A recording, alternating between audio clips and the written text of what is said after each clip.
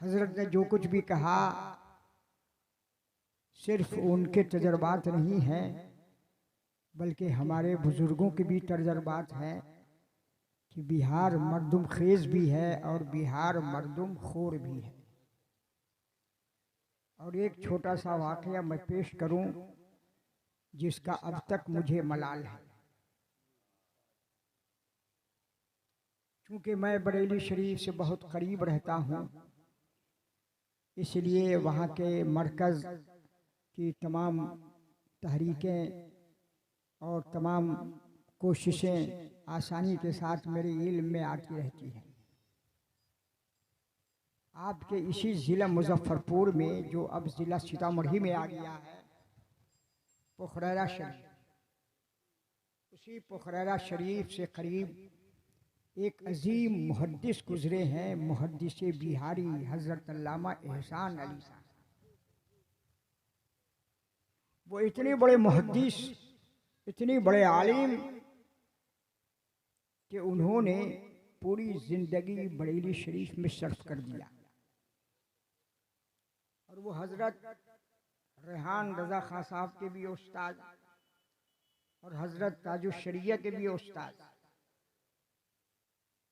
हजरत ताजुश्शरिया अली रहमा की जिंदगी पर किताब लिखी गई तो उनके असातिज़ा में और जहाँ उलमा का नाम है उसमें हजरत अल्लामा मुफ्ती एहसान अली साहब मुहद्दिस बिहारी का नाम। जिन्होंने किताब लिखी उनसे मैंने शिकायत की कि बताइए हजरत मुहद्दिस आज़म बिहार, जो जितने भी शहजादगाने आला हजरत हैं सबके उस्ताद, हजरत ताजुश्शरिया के उस्ताद, उनके असातिज़ा की लिस्ट में उनका नाम क्यों नहीं है? क्योंकि तारीख के हवाले से मेरी गुफ्तगू थी, वहाँ किसी बहस और हुज्जत की गुंजाइश नहीं थी। तो अल्लामा मिसवाई साहब उन्होंने कहा कि मुझसे सहव हो गया, मैं आइंदा उसकी इस्लाह करूँगा। लेकिन उस किताब के कई एडिशन शाये हो गए और अब तक उसकी इस्लाह नहीं हुई और उनके असातिज़ा के सफ़ में उनका नाम नहीं। तो मैं ये समझता हूँ कि इससे अल्लामा मुफ्ती अली रज़ा साहब की बात सादिक़ आती है, इसलिए उनका नाम नहीं आया कि चूँकि उनका ताल्लुक़ बिहार से था। और जब मैं यूपी में रहता हूँ तो कभी कभी ऐसे ऐसे उन्वान पर गुफ्तगू करता हूँ, निजी महफिल में भी और जलसों में भी, कि सबके दांत खट्टे कर देता हूँ। इस्लाम आया है मगरिब से, लेकिन कभी कभी उस इस्लाम की रोशनी और रूहानियत मशरिक से भी आई है। एक जलसे में था, सिलसिले अशरफिया के बड़े बड़े मशाइख और बड़े बड़े पीरों का इज्तिमा था। मैंने कहा कि ये बताइए कि हजरत सैयदना मखदूम अशरफ समनानी दिल्ली आए, कहीं खिलाफत इजाज़त नहीं मिली, सबों ने ये कहा कि मेरे पास आपका हिस्सा नहीं है, चले चले बिहार आए, बिहार में भी नहीं तो कहाँ गए?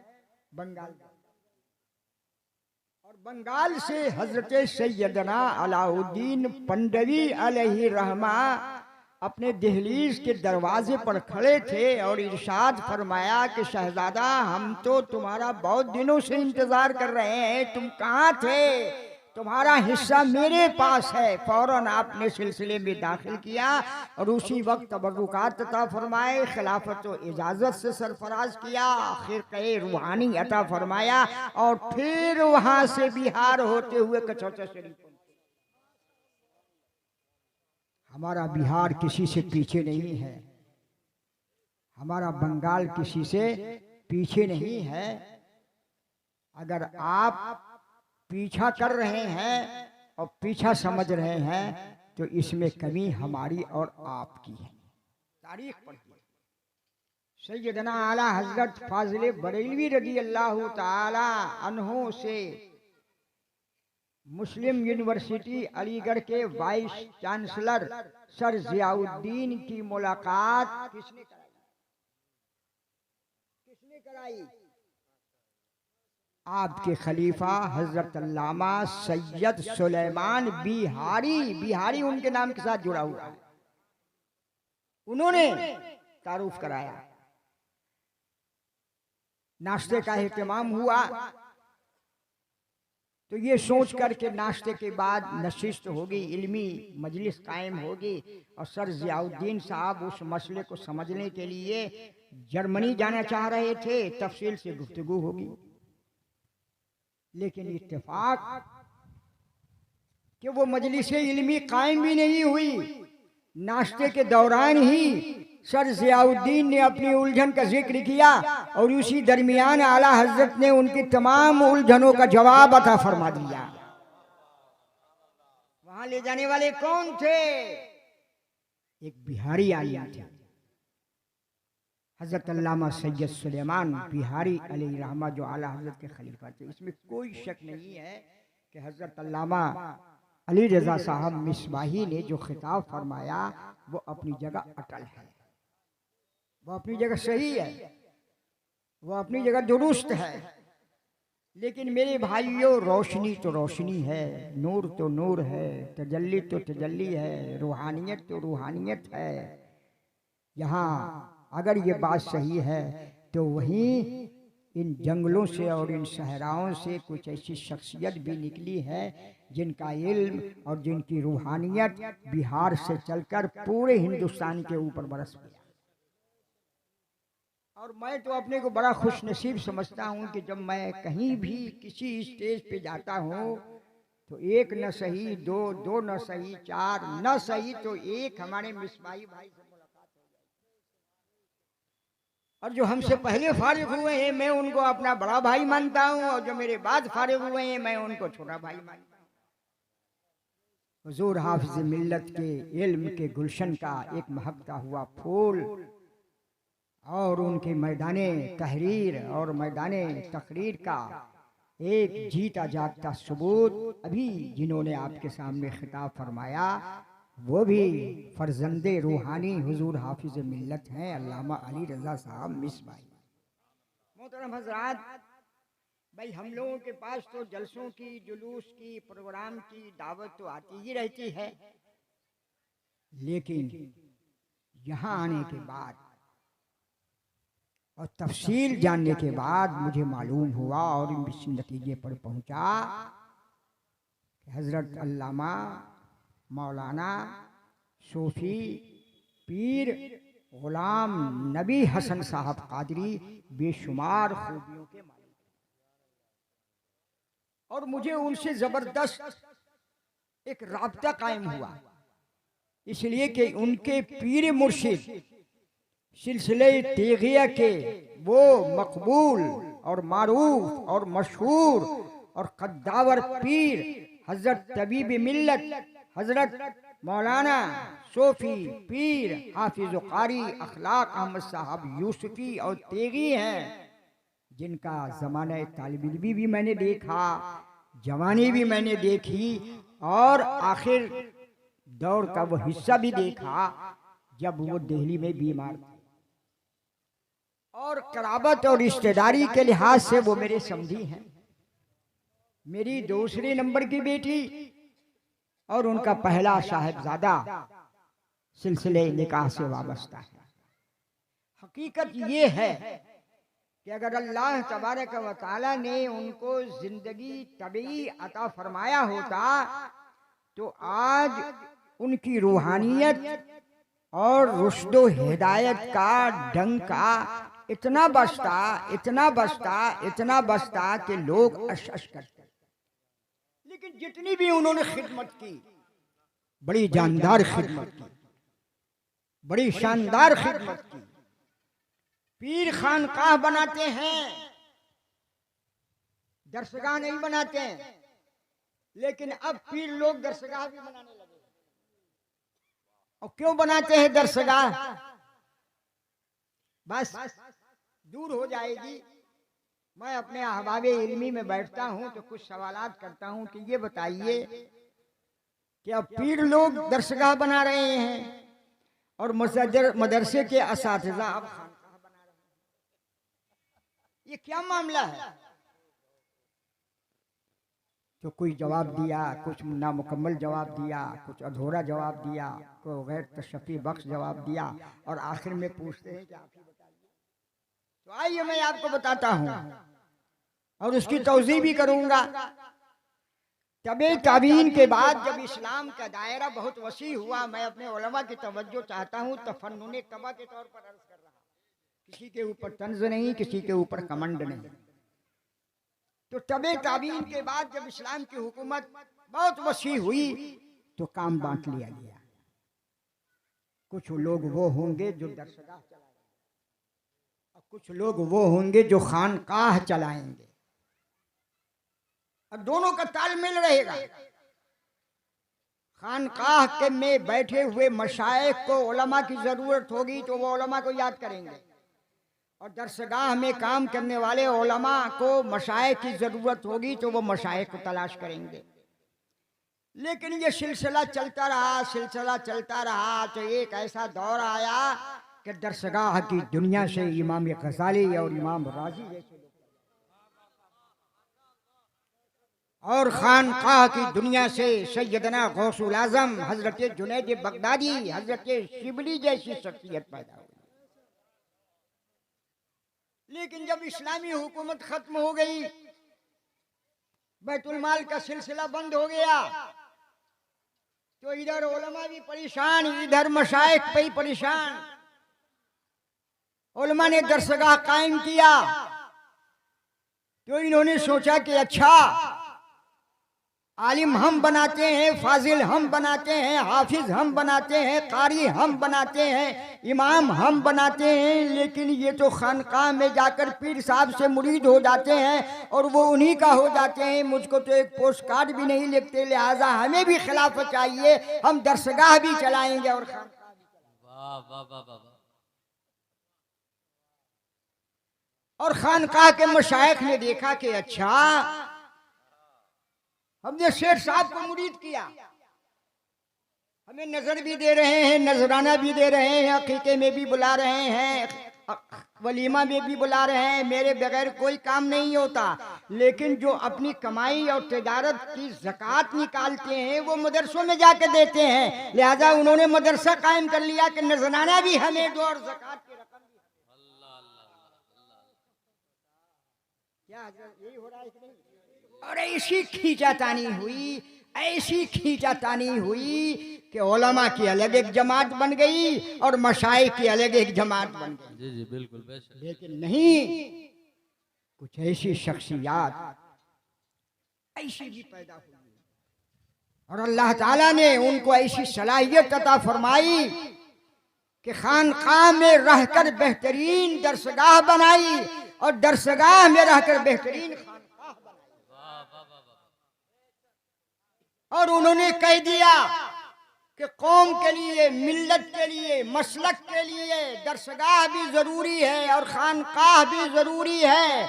अगर शरीयत का फैजान लेना होगा तो दरसगाह में आना होगा, और तरीकत का जाम अगर पीना होगा तो खानकाह में आना होगा। वाह वाह वाह वाह। नारे तकबीर, नारे रिसालत, मसलके आला हजरत हुजूर अमीन नजराना दो, मशाइख को मशाइख मानकर और अपनी गाढ़ी कमाई से ज़कात निकाल कर दो, दरसगाह के आलिम को आलिम मानकर, ताकि खानकाह भी चले और दरसगाह भी चले। और यही तो अहले सुन्नत वल जमात के लिए तुर्र इम्तियाज है। और अब तो वहाबी और देवबंदी भी खूब पीरा मुरीदी करने लगे हैं, खूब करने लगे हैं। और सुन्नियों को देखा देखी अब उनकी एक तहरीक और चली है, आपको नहीं मालूम है, हमारे अल्लामा मिसबाही साहब से मालूम कीजिए। उन्होंने सबसे पहले शहर की ईदगाह पर कब्जा किया और शहर की जामे मस्जिद पर कब्जा किया। अब उनकी ये तहरीक चली है कि तुम 1000 मस्जिद और ईदगाह पर कब्जा कर लो, लेकिन अल्लाह और उसके रसूल की तरफ से अहले सुन्नत के दिल में जो मशाइख की मोहब्बत और बुजुर्गों की अकीदत है तुम उसको छीन नहीं सकते। इसलिए वो दरगाहों से वाबस्ता है, लिहाजा अब दरगाह के ऊपर भी कब्जा करने की कोशिश करो। वक्फ बोर्ड के जरिए से, दलाली के जरिए से, बेईमानी के जरिए से, शैतान बनकर, भेष बदलकर, अपना मसलक बदलकर कोई खानकाह का मुतवल्ली बनकर आ रहा है, कोई सदर बनकर आ रहा है और कोई मज़ारों और दरगाहों की कमेटी में घुस रहा है, ताकि जिस तरह हमने जामे मस्जिद और ईदगाह के रास्ते से वहाबियत की तबलीग की है, अब मज़ारों के जरिए से वहाबियत। लेकिन ये उनका ख्वाब शर्मिंदा ताबीर नहीं होगा। उन्हीं शख्सियात में हजरत तबीब मिल्लत की एक जात थी, उन्होंने बारगाह तेगिया सुरकाही शरीफ से रूहानी फैजान हासिल किया और सिमरा की सरजमीन पर अपनी अजीम खानकाह बनाई और वहीं खानकाह के साथ साथ एक दारुल उलूम भी बनाया। और मैं वहां कई जलसों में जा चुका हूं, तलबा के इल्मी सलाहियत का जायजा ले चुका हूं, तो हमने ये देखा कि शरीयत तरीकत के साथ चल रही है और तरीकत शरीयत के साथ। दरसगाह खानकाह के से हम आहंग है और खानकाह दरसगाह से हम आहंग है। और आज इसी की जरूरत है कि अगर तुम पीर बनो, खानकाह में जाकर तो अपने बच्चों को पढ़ाओ, अपने पीर के कायम करदा दरसगाह में जाकर। इसलिए हमारे उलमा इस वक्त मशाइख का भी रूल अदा कर रहे हैं और हमारे मशाइख उलमा का भी रूल अदा कर रहे हैं। और जो उलमा मशाइख से कटे हुए हैं उनके अकीदा और ईमान का कोई भरोसा नहीं, और जो मशाइख उलमा से कटे हुए हैं उनके मसलक और उनके मजहब का कोई भरोसा। टनाटन मुतसल्लिब सच्चा पक्का मुसलमान और सच्चा पक्का आशिक रसूल, अहले बैत और सहाबा और औलिया का चाहने वाला अगर आप बनना चाहते हैं तो बैक वक्त दरसगाह से भी ताल्लुक रखिए और खानकाह से भी ताल्लुक। बेशक बेशक बेशक। इसी को तो पढ़ लिया है आरएसएस के लोगों ने, इसी को तो पढ़ लिया है बीजेपी के लोगों ने, और उनसे पहले चीन की हुकूमत ने पढ़ लिया कि तुम मुसलमानों को मारोगे, कत्ल करोगे, लूटपाट करोगे तो पूरी दुनिया में तुम्हारी बदनामी होगी। अगर तुम इस्लाम को खत्म करना चाहते हो, शरीयत और तरीकत के संगम को छीनना चाहते हो, तो उनकी मस्जिदों को छीन लो, उनकी दरसगाहों को छीन लो, उनकी खानकाहों को छीन लो। साल 2 साल नहीं 100-200 साल तक तो लोग छुप छुप कर अपने बच्चों को पढ़ाएंगे, फिर उसके बाद आपे आप जब इदारे बंद हो जाएंगे, मस्जिदें पे ताला लग जाएगा, तो इस्लाम का कला कमा हो जाएगा और इस्लाम खत्म हो जाएगा। इसलिए इस वक्त के जो उलमा हैं वो अगरचे मैदानी जिहाद में पहुंचकर जिहाद नहीं कर रहे हैं, लेकिन कुफ्र और इल्हाद के मैदान में यकीनन वो जिहाद कर रहे हैं। जहां वो आलिम हैं वही अपने वक्त के बहुत बड़े मुजाहिद। वाह वाह वाह वाह वाह, सुभान अल्लाह सुभान अल्लाह। और जो हमारे मशाइख हैं अपने मुरीदों से जो उनको नजराना की दौलत मिलती है उसको दरसगाहों पर और उलमा पर खर्च करके इस्लाम के तहफ़्फ़ुज़ व बका का सामान फराहम करते हैं, वो भी अपनी जगह खानकाह में की दुनिया में रहकर जिहाद का फरीज़ा अंजाम दें। इसलिए मेरे भाइयों, दरसगाह को जिंदा रखना और खानकाह को चलाना इस्लाम की बका के लिए इस वक्त सबसे बेहतर जरूरी है। मोहतरम हजरात, उसी तबीबे मिल्लत के आगोश रूहानिया का परवरदा, जैसा कि मिसबाही साहब ने इख्तिसार के साथ और इजमाल के साथ बयान फरमाया, मुहिब गिरामी अजीज मोहतरम जनाब सूफी पीर गुलाम नबी हसन कादिरी, अल्लाह तबारक व तआला इनके इल्म में, इनके फजल में, इनकी रूहानियत में इनकी मकबूलियत में, इनके हर दिल अजीजी में दिन दूनी रात चौगुनी तरक्की अता फरमाए। आमीन आमीन। वो खानकाह भी चला रहे हैं और लड़कियों का एक अजीम शान इदारा भी चला रहे हैं।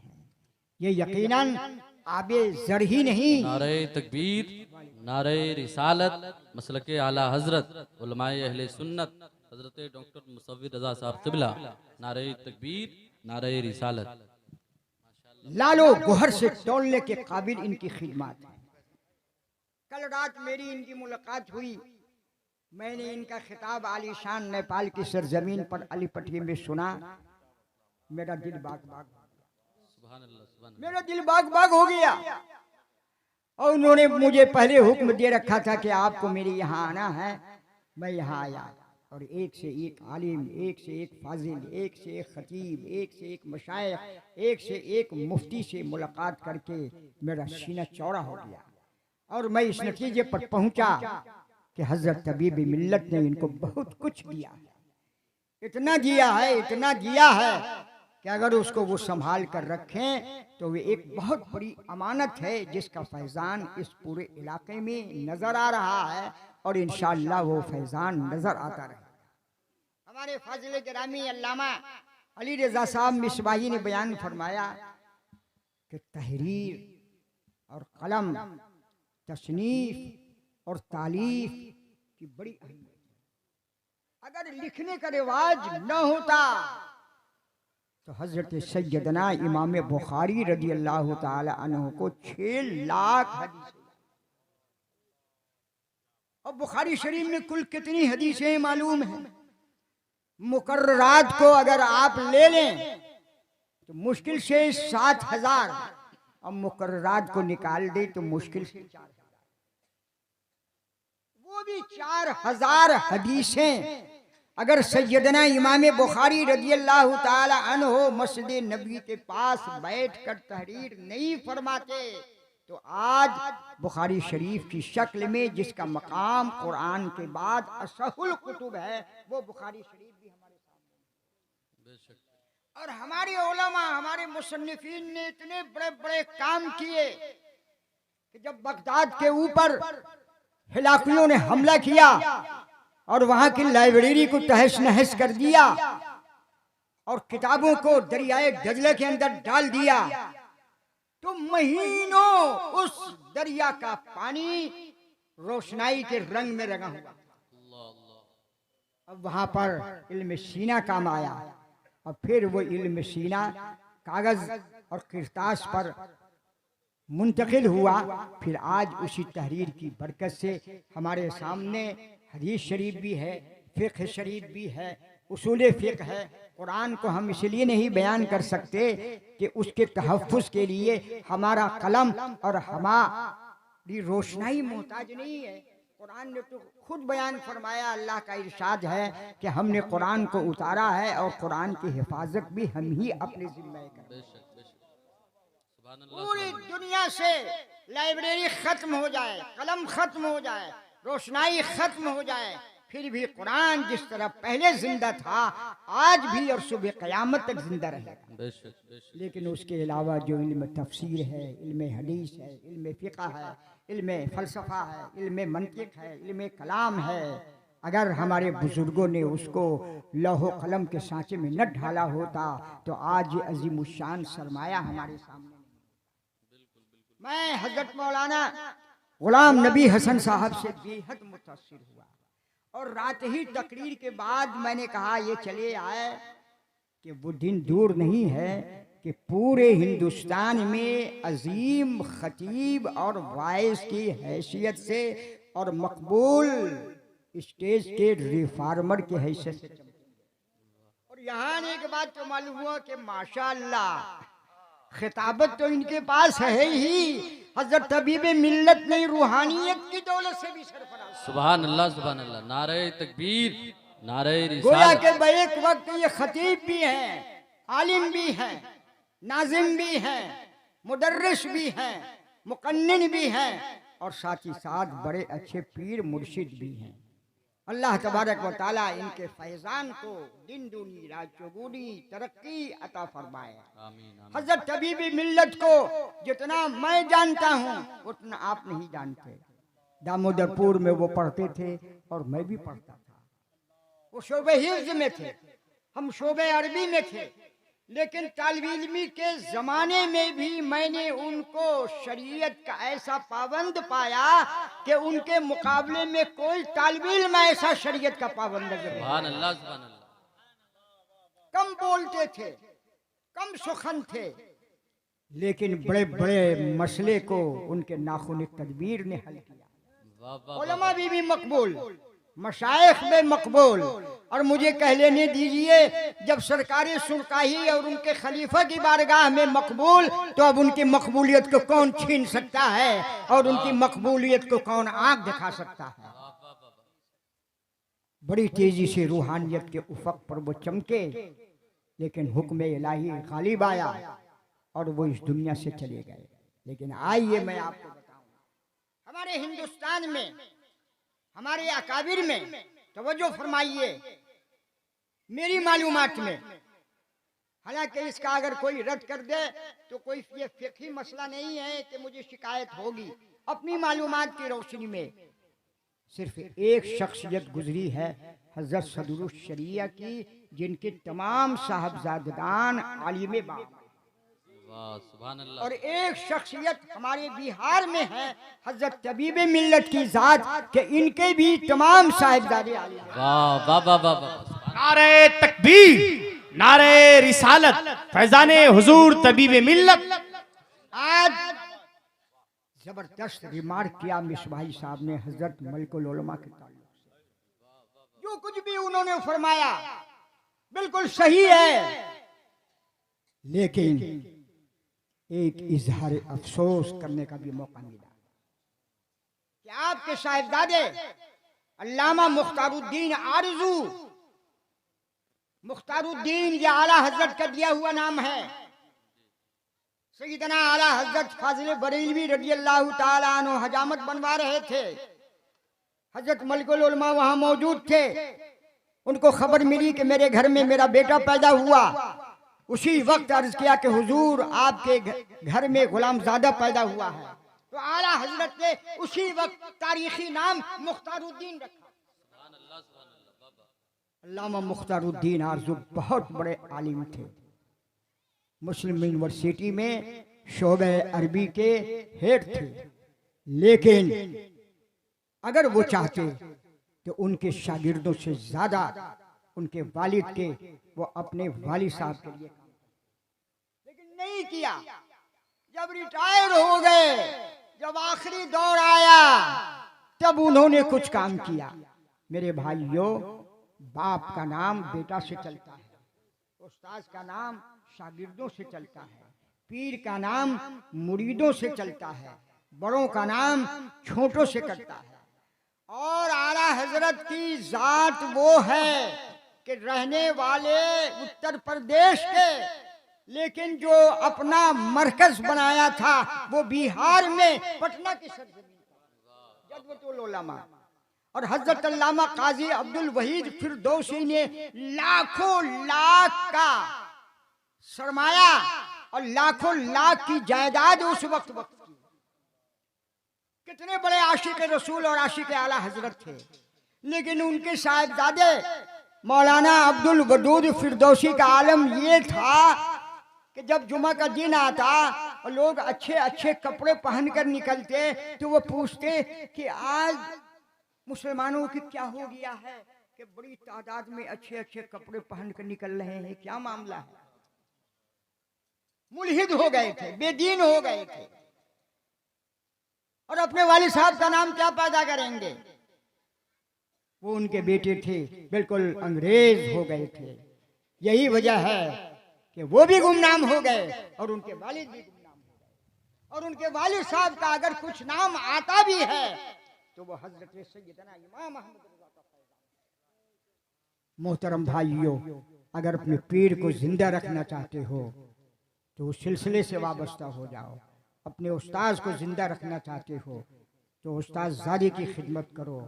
मुझे बेपनाह खुशी हुई यहाँ आकर कि हज़रत तबीब मिल्लत ने मुहिब गिरामी मोहतरम जनाब मौलाना कारी गुलाम नबी हसन साहब की ऐसी तरबियत फरमाई कि पीरा मुरीदी के दुनिया में भी ज़बरदस्त कारनामा अंजाम दे रहे हैं और तशरीफ़ व तारीफ़ की दुनिया में भी बेहतरीन फरीज़ा अंजाम दे रहे हैं। ये खुद बुजुर्गों का फैज़ान है जिसकी बारिश उनके ऊपर हो रही है और उसी की वजह से हम भी यहाँ आए हैं और ये सारे उलमा ने लिखा है।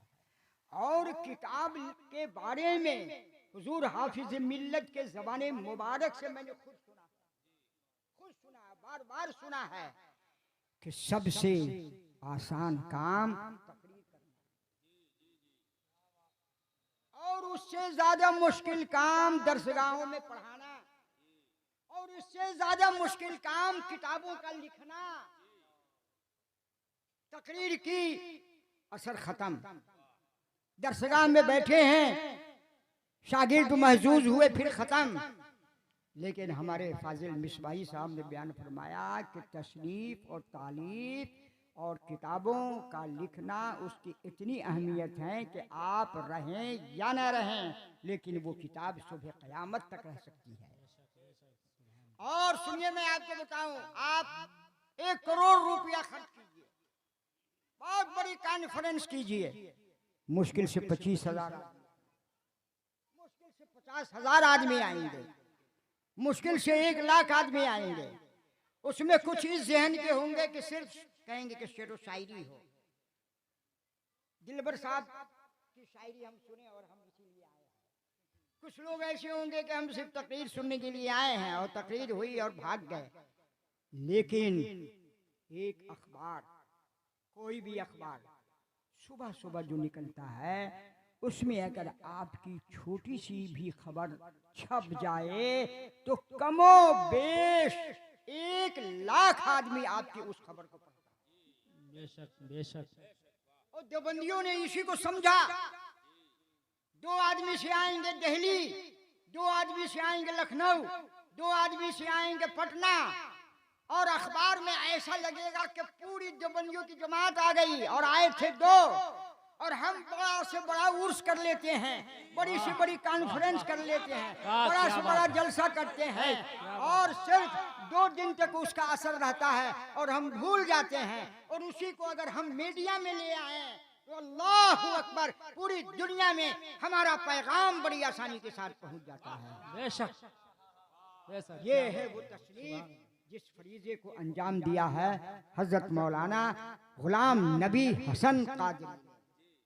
गुलाम नबी हसन कादरी पर मुझे एक बात याद आ गई हजरत शमसुल उलमा की।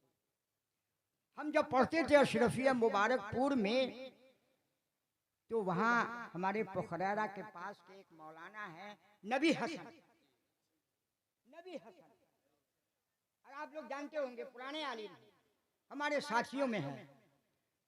तो जब नबी हसन बुलाया जाता, तवज्जो चाहिए, नबी हसन बुलाया जाता और हजरत शमसुल उलमा सुन लेते तो आप नाराज होते, आप नाराज होते। एक मर्तबा आपने मुली नबी हसन को बुलाया और फरमाया कि तुम्हारा नाम नबी हसन है, ये नाम मौका और महल के एतबार से बेमहल है, तुम अपना नाम गुलाम नबी हसन रखो या नबी हसन रखो। समझा हजरत? या तो नबी हसन रखो खूबसूरत के माने में, या नहीं तो गुलाम नबी हसन रखो। इसलिए कि एक आदमी को नबी कहो तो ये जेब नहीं देता। और आजकल तो नाम रखने का भी कोई मेयार नहीं रहा। पहले नाम रखते थे मंगल मियाँ, जुमराती मियाँ, बरसाती मियाँ, ये मियाँ वो मियाँ।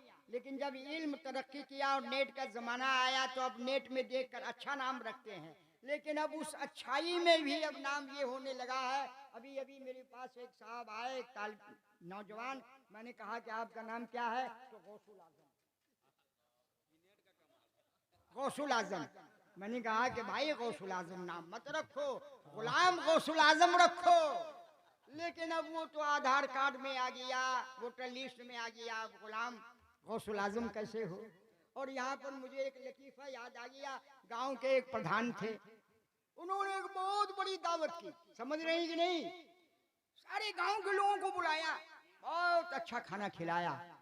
अब उनके समझ में नहीं आ रहा था कि प्रधान जी ने, जिसको अपने यहाँ मुखिया कहते हैं और उत्तर प्रदेश में उसको प्रधान कहते हैं, कि भाई दावत का सबब क्या था। जो उन्होंने बताया कि मैं आखिर में बताऊंगा, आखिर में बताऊंगा। जब सब खाना खा लिए तो पूछा कि भाई आपने दावत क्यों की, इसका मकसद क्या था। तो सब बैठ गए। तो उन्होंने बताया कि ऐसा है, मुझे एक नाम बहुत पसंद है, मैं चाहता हूं कि आज की तारीख से मुझे इस नाम से पुकारो। लोगों ने सोचा होगा कोई अच्छा नाम होगा। उनका क्या नाम है? तो कहा कि मुझे सैयद साहब बहुत मशहूर है, बहुत अच्छा लगता है, मुझे सैयद साहब। लोगों ने कहा कि भाई सैयद साहब, अरे जिनके रगों में सैयदा तैयबा ताहिरा फातिमा ज़हरा रज़ियल्लाहु ताला अन्हु का खून होगा, वही सैयद कहलाने के हकदार हैं। प्रधान जी, हम तुमको सैयद साहब नहीं कह सकते। मजलिस खत्म हो गई। जो 3-4 साल जमाना गुजर गया तो उनके घर में एक लड़का पैदा हुआ। अब जब लड़का पैदा हुआ तो उसका नाम भी रख दिया सैयद साहब। फिर दावत की। कहा कि दावत का मकसद क्या है? कहा कि दावत का मकसद ये है कि आज से 4 साल पहले हमने तुमसे ये कहा था कि मुझे सैयद साहब बेहद पसंद है, लिहाजा आज की तारीख से मुझे सैयद साहब कहो। लेकिन तुमने नहीं कहा, तो हमने चिढ़ में आकर अपने बेटे का नाम ही सैयद साहब रखा है, लिहाजा आज तुमको मजबूरन सैयद साहब कहना पड़ रहा है। तो ये जहालत है, ये गुमराही है, ये दलालत है। तो मोहतरम भाइयों, मैं यहाँ आकर बेपनाह खुशी और मसरत महसूस कर रहा हूँ। एक किताब है परवाने बख्शिश, उन्हीं की यादगार है इल्मी। एक किताब है ज़लज़ला या अज़ाब इलाही, बड़ी अहम किताब है। इसके ऊपर आज कल हमारे उलमा ज़बरदस्त खिताब फरमा रहे हैं हदीस की रोशनी में। इस किताब को भी पढ़िए, वो भी उन्हीं की किताब है। तीसरी किताब है माँ की ममता। माँ की ममता के बगैर ना आपको दुनिया मिलेगी न दीन मिलेगा। ये भी बड़ी अच्छी इस्लाही किताब है, इसका भी मुताला कीजिए। और चौथी किताब है तज़मीन हसन कादरी, हमारे वो अकाबिर उलमा जिन्होंने शेर व शायरी के ज़रिए से इसके रसूल का दर्स दिया है, उस पर आपने तज़मीन फरमाई है, उसको भी आप पढ़िए। और एक 5वीं किताब आई है उनकी, परवाने बख्शिश। ये खुद उनकी शायरी है, खुद उनके ज़बान हक तर्जुमान से निकली हुई हमदो नात है।